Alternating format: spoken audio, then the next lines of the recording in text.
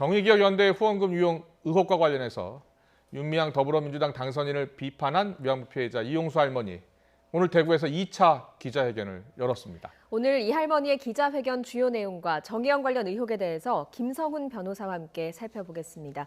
어서 오세요. 어서 오십시오. 안녕하세요. 네, 이용수 할머니가 건강이 좋지 않다고 하셔가지고 걱정이 많았었는데 네. 원래 2시에 이제 기자회견 할 예정이었었는데 2시 40분쯤 시작이 됐어요. 네. 이용수 할머니의 오늘 발언 내용들을 좀 정리를 해보면 정의기억연대 관련 의혹을 제기한 지 18일 만이었는데 정신대와 위안부는 다른데 정대협이 위안부 할머니를 모금에 이용을 했다 이렇게 이야기하면서 정대협이 위안부 할머니들을 팔아먹었다 이렇게 강한 표현까지 썼거든요. 네. 그래서 굉장히 격정적인 말씀을 하셨는데 예. 여러 가지 말씀하셨지만 가장 그 모든 것들을 관통하는 한 단어는 소외감이었던 것 같습니다. 예. 이 위안부 피해자 할머니들을 위한 운동인데 예. 정작 피해자들은 그 운동의 방향이나 내용에 있어서 어떻게 보면 이름에 있어서도 소외되어 왔다는 것이고요. 예. 그것을 수십 년 동안 그런 소외를 느껴왔고 결국은 이제 그런 소외를 느끼면서 이 운동의 방향성 자체뿐만 아니라 투명성 자체도 문제가 있는 것들을 발견했기 때문에 네. 이렇게 기자회견을 하게 된 것이다라는 취지로 말씀하셨습니다. 네. 이용수 할머니가 18일 전에 첫 폭로를 한 이후에 여러 가지 의혹들이 언론을 통해서 보도가 됐습니다. 이 할머니도 오늘 생각지도 못한 것이 굉장히 많이 나왔다면서 이야기를 했는데 검찰이 다뤄야 한다는 입장을 밝혔거든요. 네, 그렇습니다. 지금 말씀드린 것처럼 이용수 할머니는 이 모든 운동 과정에서 계속 증언을 하고 굉장히 심적으로 고통스러운 증언의 과정을 계속 반복을 했지만은 예. 이 운동에서 어떤 모금이 되고 있고 어떻게 사용이 되고 있고 어떻게 운영이 되고 있는지에 대해서 그런 정보라든지 의사결정에서는 사실상 차단당하고 소외당해서 예. 있었던 예. 것 같습니다. 그렇기 예. 때문에 지금 제기됐던 의혹들과 관련해서도 사실은 그런 내용들을 보도를 통해서 처음 알게 되신 것도 많이 있는 것 같고요. 그런 것은 어떻게 보면은 이 의혹 자체의 문제점도 있지만 한편으로는 정작 이제 피해자들이 이 피해자를 위한 운동에서 어떻게 얼마나 소외되어 있었는지를 보여주는 또 하나의 단면이라고 할 수가 있습니다. 예. 네. 오늘 이용수 할머니가 기부금 유용 의혹과 관련해서 이런 이야기를 했어요. 처음에 그 운동을 시작했었을 때 1992년 6월 25일 그 날짜까지 못을 네. 박아서 윤미향 당선인 당시에 이제 윤미향 간사였다라고 표현을 하면서 간사에게 돈을 모금하는 것을 보았다. 그런데 네. 그 이후로 여러 차례 모금이 있었는데 어떻게 쓰이는지 몰랐다. 이렇게 이야기했거든요. 맞습니다.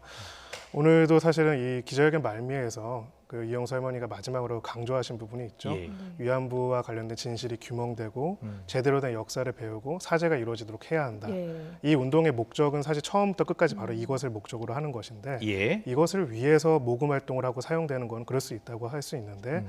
그런 부분과 본질과 관련이 있는지 없는지를 알 수 없도록 처음부터 이제 모금이나 관련된 금품 관련된 부분들이 지나치게 많이 개입되는 걸 보면서 의문을 가져하셨다는 거고요. 예. 결국은 이제 이런 문제점을 사실은 이야기를 안 하다가 이번에 이제 제기를 한 건데 어떻게 보면 이용수 할머니께서 의혹을 제기하신 것 이상으로 여러 가지 문제점들이 계속 드러나고 있습니다. 예. 네. 그런 면에서 결국은 이 부분들이 어떻게 보면은 초기부터 이 운동의 방향성과 자금 사용이나 모금이나 모든 것들에 있어서의 투명성과 적정성을 갖추지 못한 부분이 있지 않을 것인가 이런 부분들을 피해자로서 직접 이야기하신 부분이라고 할 수 있습니다. 네. 첫 기자회견에서 후원금 유용 의혹을 제기를 하셨으니까 이 부분에 대해서 좀 구체적으로 좀 살펴보자면 지금 관련해서 고발만 최소 10건 아닙니까? 네, 구체적으로 그렇습니다. 어떤 내용들이 있습니까?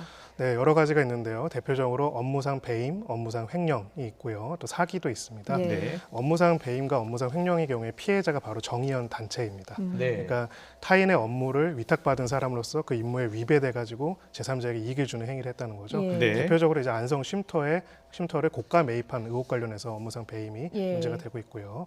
횡령 관련해 가지고는 지금 개인 계좌로 기부금을 받은 것과 그리고 또 여러 가지 투명한 회계를 관리하지 않았고 그런 부분들에 있어서 그 자금이 어디로 가는지 모르는 부분들을 이건 횡령한 것이 아니냐는 의혹으로 관련된 것들이 제기가 된 거고요. 예. 사기는 만약에 기부금을 받아서 그 목적 사업에 사용할 의사와 능력이 없었음에도 불구하고 그런 것처럼 해서 받았으면 그거는 예. 제3자 후원자들에 대해서 사기가 되기 때문에 네. 그 세 가지가 규정이 된 겁니다. 예. 그리고 이제 마지막으로는 기부금법 위반도 있는데요. 기부금을 모집하려는 자는 관련된 부분들을 등록 신청을 하고 그 등록 신청된 내용에 따라서 해야 하는데 그렇지 않았다는 부분들 네. 이런 내용들로 구성이 되어 있습니다. 네, 이제 검찰이 지난주에 압수수색을 했고요. 여러 가지 회계 장부도 확보를 했을 것으로 보입니다. 그런데 오늘 이용수 할머니의 증언이 있었긴 했습니다만 특별히 뭐 증거를 직접 내놓으신 건 아니거든요. 그러나 이런 증언이 실제로 어떤 뭐 효력이나 효과가 있을까요? 어떻습니까? 뭐 어떻게 보면은 제가 봤을 때는 그 수사 자체에는 뭐 문제가 되는 거거나 혹은 보탬이 되는 가감은 없을 것이고요. 예. 다만 이제 그런 부분들은 있을 것 같습니다. 지금 왜 정의원의 해명이 이렇게 늦어지느냐, 왜 제대로 못 박히느냐라는 부분 중에 하나는 저희가 봤을 때 이런 비영리법인이나 어떤 주식회사도 어떤 법인에 있어가지고 회계적인 그 원칙은 크게 두 가지로 나눠집니다. 네. 하나는 투명성이고요, 하나는 적정성입니다.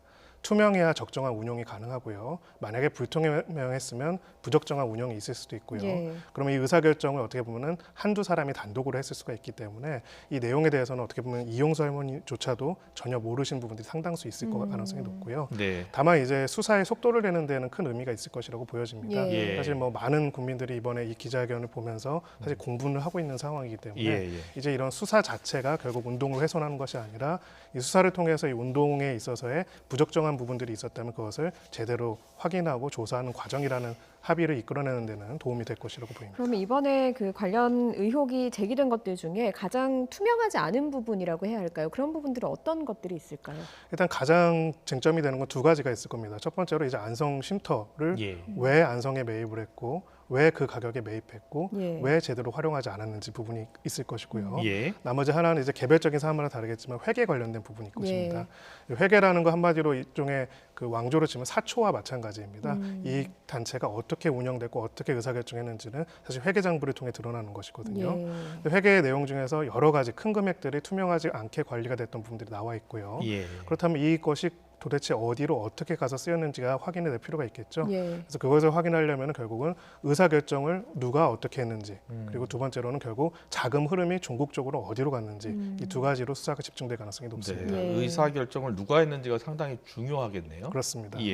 그런데 이에 대해서 정 의원은 입장은 이 단순 회계 실수다 이렇게 이야기를 하고 있고 회계 처리 오류가 있었던 점은 있지만 과거 시민사회단체에서 이런 경우가 좀 있었다. 그리고 앞으로 개선할 것이다. 이런 내용이에요. 맞습니다. 일단은 뭐 지금 그렇게 한 부분이 법률적으로 어떤 의미를 가지냐면요. 기본적으로 이 모든 업무상 배임, 횡령 그리고 회계 관련된 부분들 이 내용들은 다 고의범입니다. 그러니까 소위 말해서 실수로 인해서 관련된 부분을 오기하거나 누락한 거는 형사처벌의 대상이 되지는 않습니다. 그런데 만약에 고의적으로 회계장부를 조작했거나 고의적으로 이제 정의원한테 손해를 끼치고 제3자에게 이익을 줬거나 아니면 돈을 빼갔으면은 그거는 당연히 처벌이 되겠죠. 그래서 일단은 이 내용들이 고의적인 것들이 아니고 어떤 오류에 불과하다는 이야기를 하는 것인데요. 이 부분은 이제 당사자의 주장도 중요하지만 결국은 두 가지를 통해서 확인해 볼 수 있을 것입니다. 당시에 이제 그런 자료들이 작성되는 과정들이 어떻게 됐는지를 먼저 볼 것이고요. 결국 제일 중요한 거는 그렇게 누락되었거나 회계가 공시되지 않았거나 누락된 부분들의 돈이 어디로 어떻게 가서 쓰였는지 결국 거기서 이제 이것이 고의적인 것인지 아니면은 단순한 오류인지가 판별이 될 것입니다. 그럼 검찰 수사에서도 그런 부분에 좀 집중을 하게 되겠군요. 그렇습니다. 그래서 지금 일단 압수수색이 진행이 되고 있는데요. 두 가지를 같이 쫓을 것입니다. 하나는 지금 계좌의 거래 내역들이랑 그 돈이 가는 향방들을 볼 것이고요. 두 번째로는 어떤 사업을 의사결정을 하거나 혹은 하지 않기로 결정을 하거나 이럴 때 이런 부분들이 어떻게 결정이 됐는지 볼 수 있어야 하는데요.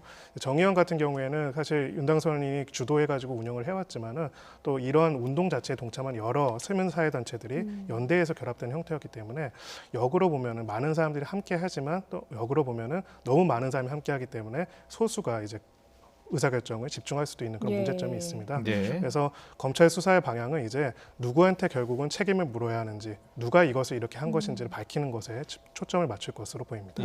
누가 결정을 했느냐 그리고 실수냐 아니면 고의냐 그리고 이 계좌 거래 내역을 실제로 들여다보면 나오겠죠. 그렇습니다. 어디서 얼마나 들어왔고 어떻게 나갔는지를요. 그런데 지금 보면 오늘 할머니께서도 얘기하셨지만 윤미향 당선인이 개인 계좌로 지금 받았던 걸 기억한다 이렇게 얘기를 했습니다. 그럼 개인 계좌를 지금쯤 검찰이 어느 정도 확보했고 들여다보고 있다고 봐도 되겠습니까? 아마 지금쯤은 다 보고 있을 것이라고 볼 수 있고요. 계좌에 대한 압수수색도 같이 진행이 되고 그건 이렇게 막 외관에 나타나는 것처럼 직접 가서 하는 것이 아니라 금융기관에 영장을 이제 제시를 하면서 바로 발급받을 수 있기 때문에 그 부분을 확인을 하고 있을 것으로 보입니다. 자, 그 윤미향 당선인의 개인 계좌 지금 4개로 수차례 기부금을 모집했다고 하고요. 그리고 위안부 할머니들의 해외 방문 경비 썼다고 하고요. 이게 실제로는 실제로는 이 개인 계좌로 모금을 하면 안 되게 돼 있죠. 그렇습니다. 예. 기부금법이라고 하죠. 네. 기부금품 모집에 관한 법률에서는 네. 이제 허가 등록 신청을 할 때 네. 나는 기부금을 이 계좌로 이렇게 받을 것이라는 등록 신청을 하도록 되어 있고요. 그럼 그 계좌로만 그 방법에 맞도록 모집을 해야 합니다. 예. 그렇기 때문에 만약에 그것이 아닌 제3의 계좌로 사용을 한다면은 원칙적으로는 기부금법 위반이라고 할 수가 있고요. 예. 네. 또 이것이 단순하게 그냥 계좌의 사용 주체만 좀 다른 부분이 아니라 혹시라도 네. 관련된 금액들을 일부 임의로 사용한 부분들이 있다. 혹은 임의로 사용하는 재산과 혼나 함께 이제 합쳐가지고 사용해서 운용했다라면 예. 그 자체도 문제가 될 수가 있습니다. 예. 네. 그런데 이 정 의원은 2017년에 기부금품 모집법이 시행되기 이전의 일이라고 또 해명을 하기도 하고 법 시행 이후에는 해당 법에 대한 정부의 안내가 부족했다 이런 지적을 하고 있거든요. 어떻게 보고 계십니까? 이 기부금품법은 사실 1951년도에 제정이 됐습니다. 네. 그래서 이름은 조금씩 바뀌었지만요. 처음에는 금지법, 기부금품 금지법, 그다음에 규제법, 아. 그다음에 다시 현행 같은 기부금품 모집 및 모집에 관한 법률로 바뀌었는데요. 조금씩 예, 세부 내용이 바뀐 내용은 거군요. 그 지금 말씀드렸던 기부금품을 모집하기 위해서 사전에 허가나 등록을 해야 한다는 점, 그럴 때 어떤 방법으로 할지를 관할관청에 이제 신고를 하고 감사를 받아야 한다는 점은 1951년도부터 지금까지 유지된 내용이라고 할 수 예. 있습니다. 예. 그렇기 때문에 적어도 뭐 2017년 이전에는 해당 법이 없었다라는 해명은 법률적으로는 맞지 않은 것 같습니다. 그렇군요. 2017년 기부금품 모집법이 시행됐지만 비슷한 법들이 과거에 있었기 때문에 네. 그런 변명은 안 된다. 이런 동일한 말씀이네요. 법령의 법률이 2006년도부터 시행이 됐었고요. 예. 실제 그 법의 실제 모체라고 할 수 있는 거는 1951년부터 계속 실체가 됐습니다. 네, 네. 알겠습니다. 그리고 윤당선인 의혹과 관련해서는요. 윤당선인 부부의 그 5년 동안 납부 소득세를 보니까 643만 원인데요. 근데 뭐 연소득으로 치면은 한 5천만 원 정도 되는데 아파트를 이제 현금으로 구매를 했어요. 물론 이제 윤당선인 측에서는 그 적금을 깼고 그리고 이제 지인한테 빌렸다 이렇게 얘기를 했고요. 그리고 또 실제로 이번에 당선인이 이 국회의원 신분이 되기 전에 이제 신고한 걸 보면 현금이 또 약간 3억 원 정도 있어요. 그러니까 이게 이제 좀 의혹이 있다라고 이제 문제를 제기하는 측에서는 그렇게 이야기하고 있거든요. 네. 그러니까 이 문제를 이제 확실하게 하기 위해서는 당선인이 계좌를 이렇게 보여주면 되는 거겠죠? 일단은 본인이 제대로 밝혀야 할 문제이죠. 예. 사실은 제3자들로서는 더 알 수 있는 내용이 아니기 때문에 우리가 요즘에 일반 시민들도 집을 살 때 이 집 사는 돈이 어디서 나왔는지 상세하게 밝히고 조금이라도 문제가 있으면 세무조사 받지 않습니까? 예. 네. 당선인인 신분이고 이제 국회의원이 되실 분이기 때문에 그렇다면은 이 재산이 어떻게 형성이 됐고 이 현금은 어디서 나왔는지를 추상적인 이야기가 아니라 이제 객관적인 근거로서 밝힐 필요가 있다라고 생각합니다. 네. 지금 윤 당선인 측에서는 최근 5년간의 개인 계좌 거래 내역을 모두 공개할 뭐 의향이 있다 이렇게 이야기하지 않았습니까? 네, 그렇습니다. 근데 아직 공개가 되고 있지는 않지요. 네. 뭐 5년간 계좌 거래 내역을 다 공개하지 않더라도요. 네. 구체적으로 이제 자금의 형성 경위 등에 대해서는 개괄적으로라도 이야기를 하는 게 맞고요. 예. 사실 오늘 이용수 할머니 이 기자회견에서도 굉장히 그 가슴 아픈 장면이 연출됐지만은 위안부 문제가 아직 해결되지가 않았습니다. 예. 아직도 해결이 안 됐어요. 일본은 계속 그렇죠. 사실을 안 하고 있고요. 예.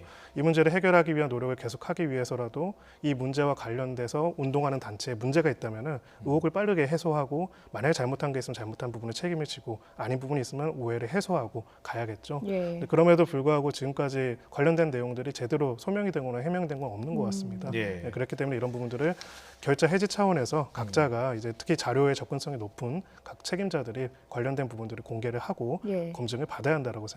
네. 이 안성 쉼터 관련해서도 의혹이 계속 제기되고 있어요. 그리고 이용사 할머니도 오늘 안성 쉼터 얘기를 잠깐 하셨거든요. 네. 근데 진짜 할머니들을 위해서는 쓰이지 않았다 이렇게 맞습니다. 말씀하셨습니다. 근데 지금 문제가 되고 있는 게 너무 비싸게 사서 너무 싸게 판 것 아니냐. 네. 이런 건 어떤 법률적으로 어떤 혐의가 적용이 됩니까? 네, 업무상 배임이 될 수가 있습니다. 배임. 예. 예. 물론 이제 이것 또한 고의와 과실이 나눠지는데요. 고의와 단- 과실로 또 나눠지는 맞습니다. 거군요. 예. 이거를 단순하게 주의 의무를 제대로 안 하고 그냥 어떻게 보면은 만연히 이제 한 5억 원에 살 수 있는 거를 대표자가 10억 원에 샀다 이런 것 자체가 형사적 범죄가 되지는 않습니다. 예. 그런데 만약에 의도적으로 내가 대표를 맡고 있는 단체에게 손해를 입히고 이렇게 업계역서라고 하죠. 더 높은 가치로 뭔가를 사면서 해당되는 돈을 매도인이나 제3자한테 이익을 주기 위해서 했다라면 예. 업무상 배임이 되는 것이고요. 이제 안성 쉼터 관련해서는 특히 이제 매각 금액 자체는 적정하다는 얘기도 있지만은 도대체 이것을 왜 이렇게 비싼 가격에 그리고 왜 이렇게 멀리 있는 안성에 매입한 것인지, 그리고 왜 이렇게 큰 돈을 들여가지고 사업을 했으면서 실제로 피해자인 할머니들은 별로 활용을 안 한 것인지에 대한 의혹 제기가 있고 거기에 네. 대한 해명이 필요하다고 생각합니다. 예. 지금 이 안성 쉼터와 관련해서 또 불거지는 의혹 중에 하나가 그렇다면 왜 안성 쉼터인가, 왜 그렇죠. 안성인가이거든요. 이 부분에 대해서도 뭐 법적으로 논쟁이 되는 부분들이 있을까요? 네, 여기서 이제 쟁점이 될 수 있는 부분은 크게 두 가지가 있을 건데요. 업무상 배임이 되려고 한다면은 이걸로 이득을 본 사람이 있어야 합니다. 정의연 외에 이득을 본, 대표적으로 가령 이제 매도인, 이 예. 주택을 매도한 매도인이 더 높은 금액으로 돈을 벌어가지고 이익을 먹고 그걸 목적으로 이것이 이루어졌는가, 예. 그것이 첫 번째 쟁점이 될 것이고요. 네. 두 번째 쟁점은 좀 더 이제 큰 내용인데. 애초부터 이제 이 쉼터 관련된 사업 자체를 할 의사와 능력이 없는 상황에서 네. 그런 명목으로 돈을 받아가지고 사용한 것이라면은 후원 기업에 대해 가지고 사기가 될 수 있는 부분이 있습니다. 그래서 이 쉼터 관련된 계획이 어떻게 세워졌고 예. 어떻게 운영됐고 특히 이 매도인과의 관계가 어떻게 되는지, 특히 매도인이 이 자금을 받은 다음에 이 자금을 어떻게 운영해서 사용했는지까지도 함께 수사가 이루어질 것으로 보입니다. 예. 네, 알겠습니다. 그리고 이제 윤미향 당선인이 국회의원 신분이 5월 30일부터 이제 시작이 됩니다. 국회의원 임기를 이제 시작하게 되는데 그러면 이제 국회의원은 보통 이제 불체포 특권 같은 게 있지 않습니까? 그렇습니다. 그렇다면 임기 이후에 뭐 소환 조사 같은 거 할 때는 차질이 빚어질 수 있는 거 아니에요? 기본적으로 임의 소환 그냥 본인이 출석하는 거는 문제는 없고요. 예. 소환 조사를 할 때 본인이 이제 거절하고 계속 나오지 않는다면은 소위 말해서 이제 신병을 확보하기 위한 영장을 청구하거나 그런 부분들이 있겠죠. 예. 네. 그래서 이제 소환 조사에 적극적으로 응해가지고 나온다면은 특별히 문제는 안 되지만은 소환에 계속 응하지 않아서 결국 이제 검찰이 영장 청구까지 하게 된다면은 예. 네. 국회의원이기 때문에 불체포 특권이 있기 때문에 국회 회기 중에는 이제 국회의 동의를 받아가지고 예. 해야 한다라는 난관이 생기는 부분이 예. 있습니다. 그렇군요. 알겠습니다. 자, 지금까지 이용수 할머니 기자회견 주요 내용 그리고 정의연 관련 의혹 등에 대해서 김성훈 변호사와 함께 살펴봤습니다. 오늘 말씀 잘 들었습니다. 감사합니다.